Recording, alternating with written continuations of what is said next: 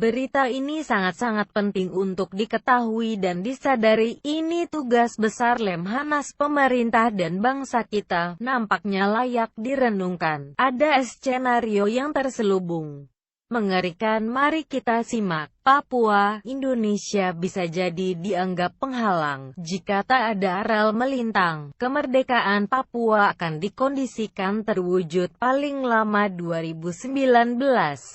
Bisa lebih cepat Desember 2016 tergantung situasi dan kondisi Jakarta. Hendro Priyono selaku tokoh intelijen terkemuka Indonesia pada prinsipnya menghendaki referendum nasional jika Papua ingin merdeka.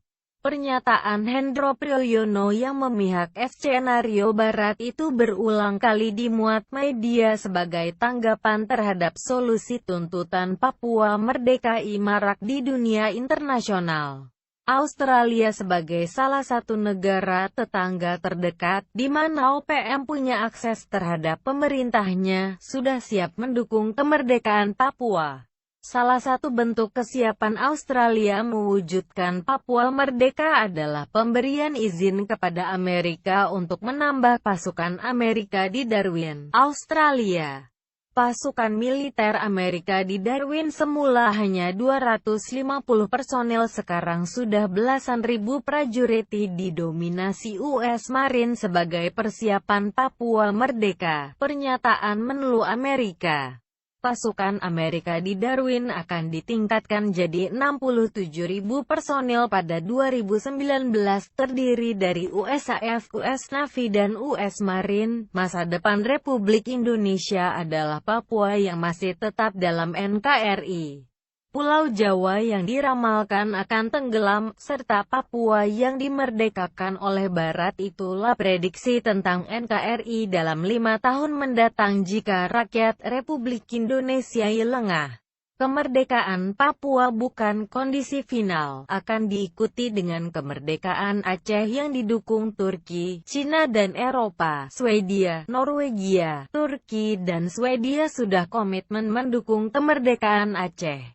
Komitmen ini terkait jasa Aceh. Zaini Abdullah membantu konflik Swedia-Turki. Turki mendukung kemerdekaan Aceh juga terkait romantisme kejayaan negara Islam masa lalu. Turki dan Aceh ia akan diwujudkan kembali. Cina sudah disepakati akan mendapat konsesi sebagai kontraktor utama eksplorasi migas di Semeru. Cadangannya 358 miliar barel, terbesar di dunia.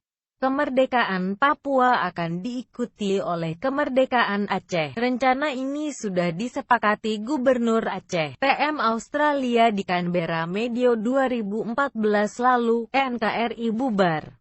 Bubarnya NKRI dan munculnya 5-6 negara baru di XRI sesuai dengan tujuan Clinton Program 1998 lalu. Selama Partai Demokrat berkuasa, Indonesia diobok-obok negara ASEAN menerapkan standar ganda. Di satu pihak secara resmi menolak diintegrasi RI, tapi di belakang setuju. Hal ini biasa dalam dunia diplomatik. NKRI yang besar serta kuat akan menjadi ancaman bagi negara-negara ASEAN lain.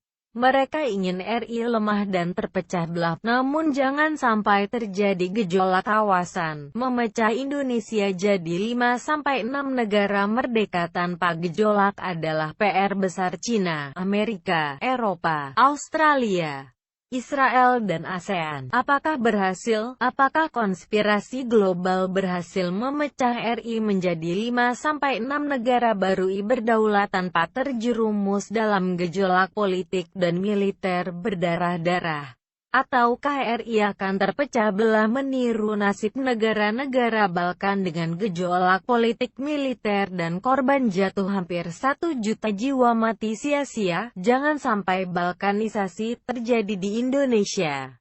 Kuncinya, sikap Presiden, TNI Polri dan rakyat RI. Satu-satunya pilar kekuatan RI masih solid adalah TNI Polri. Pilar utama Indonesia yang lain adalah umat Islam.